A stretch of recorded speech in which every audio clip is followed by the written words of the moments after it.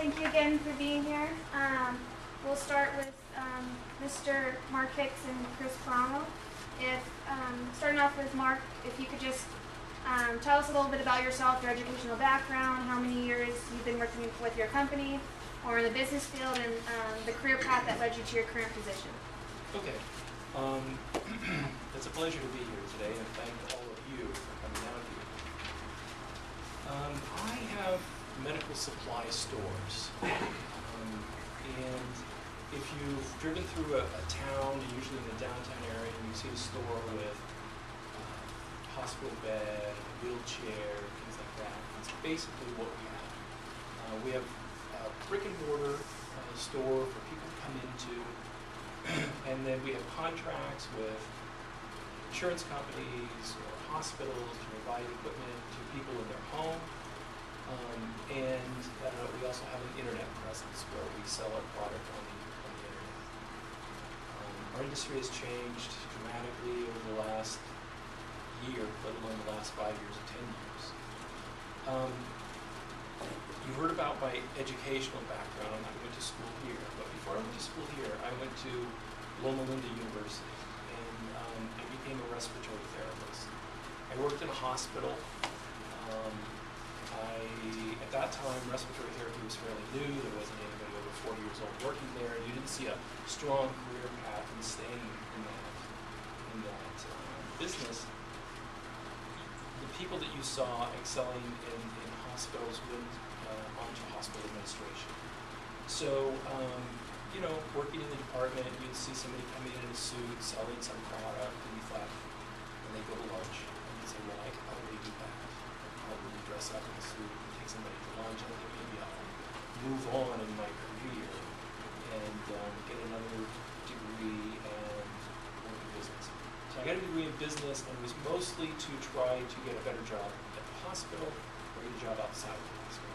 So I got a job at Baxter Travenol, and I sold respiratory equipment to patients, or to hospitals, excuse me. And from there, they had a division that had home care. And I went to work after probably 6 months. I went to work in that division. So I started doing home respiratory care. That's probably what they did, was oxygen, suction machines.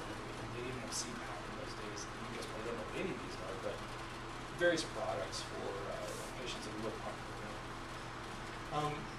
From there, I decided that I wanted to start my own business. And I have a respiratory background, business background, worked in home care. And so I went off to start my own business. And eventually came across medical supplies. And I say that because, like everybody else, when you start thinking about what business do I want to start, and just because you've been working in the industry, you don't naturally go, well, I'm going to do medical supplies, right? But I think what happens for most people is, I'd rather do, at that time, I would rather do something sexy, something great, hot rods or something, or have some event where hot rods come there, I don't know, something better than what I've been doing for years. But what happens is that's where your background and knowledge and experience is.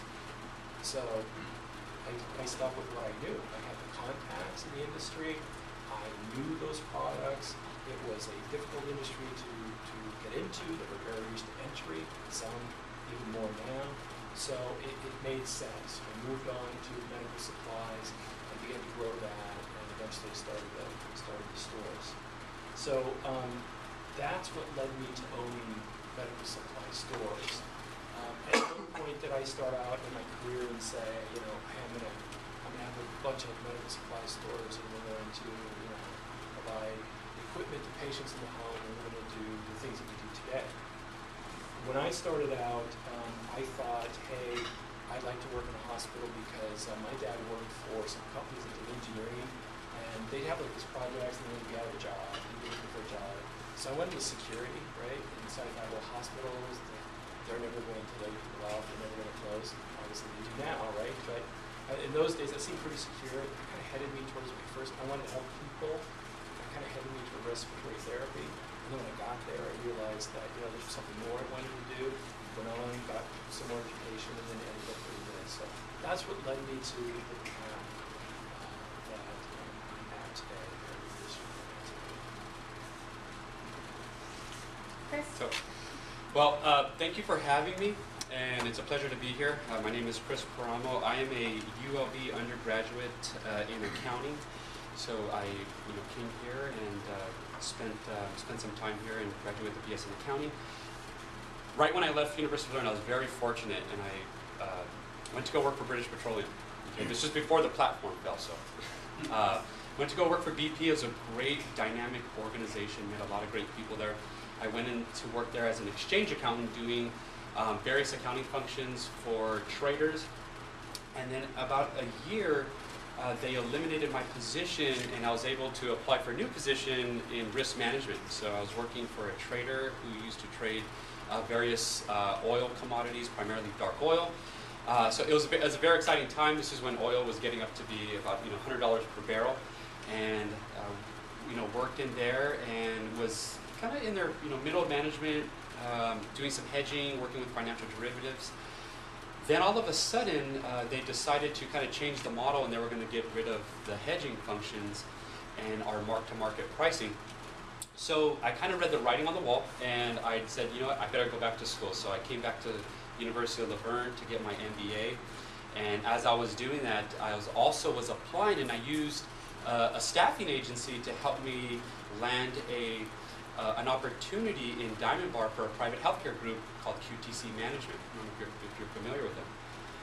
I worked there as a senior financial analyst, but it was very dynamic. We were owned by a private equity group, so I got some exposure to private equity. And in addition, this was an organization of about 700 employees, but I had direct contact with the CFO. So this was great for me. Coming out of BP, I worked on floor with 100 other individuals. There was, all types of walks of life there. So I was kind of like a social security number, I felt there. When I went to QTC, it was more like I was doing work that meant something. Had direct contact with the CFO, had a great rapport with the CEO. So this was very important for me in my career growth. While at QTC, I decided that I'm going to pursue other ventures, and I came to work for Robert Half as a recruiting manager.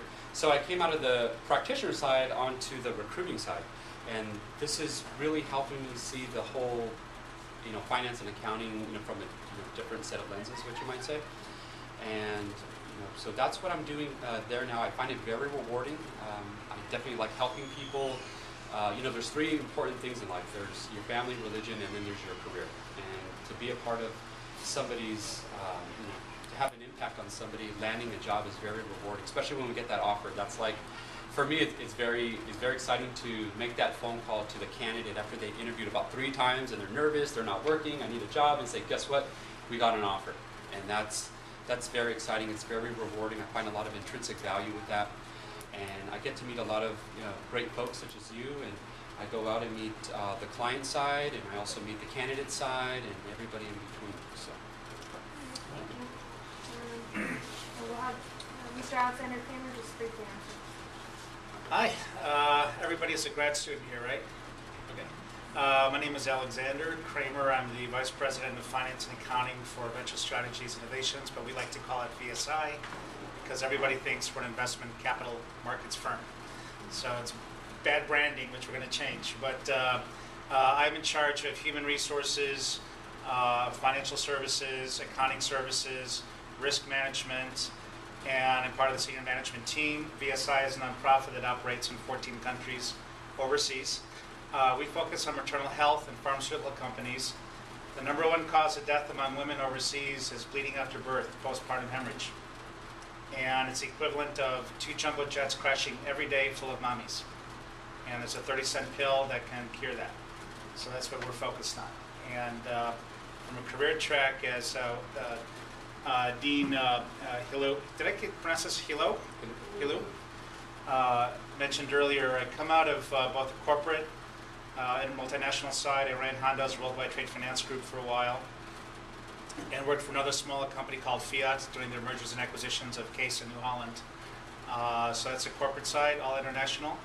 And on the smaller firm, privately held company side, I did private placement and private equity. Do you know the difference between the two?